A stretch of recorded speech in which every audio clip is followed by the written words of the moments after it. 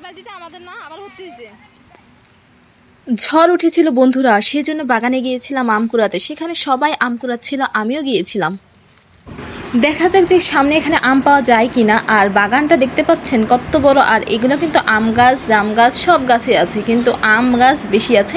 আর সেখানে গিয়েছিলাম আম কুড়াতে, সবাই বালতি নিয়ে দৌড়াদৌড়ি শুরু করে দিয়েছিল। এরকম অবস্থা এখানে, মানে ঝড়ের দিনে আম কুড়াতে যে এত মজা সেটা আমার জানা ছিল না। আমি আগে কখনো এরকম করে আম কুড়াই নেই, এবারই প্রথমবার কুড়াইছি, কিন্তু আমার ভীষণ ভালো লাগছে। প্রথমে মনে করছিলাম যে মাথার উপর যদি আমটাম পড়ে তাহলে যে কী অবস্থা হবে। মানে এখন বৃষ্টিটা থেমে গেছিলো, তারও কিছুক্ষণ পর আবার বৃষ্টি হচ্ছিলো, মানে যাচ্ছে আসতেছে। আর এ আবার কি করতেছে, একটা লাঠি দিয়ে, মানে বৃষ্টিতে তার আম পড়া পছন্দ হচ্ছে না, সে আবার লাঠি দিয়ে আমকে মারতেছে। এটা কোনো কথা?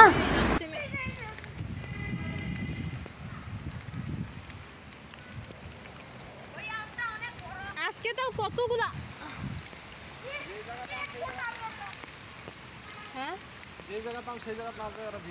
কোন জায়গা? কোন কোনা? হাই রে চল। উড়ে উড়ে উড়ে সেই তো।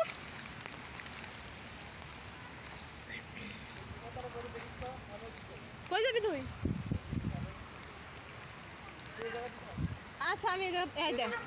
আচ্ছা আচ্ছা থাক। আচ্ছা তুই যা। কি রে, এবার ছোট বলে তুই নিয়ে এসছ, এবার ড্রেস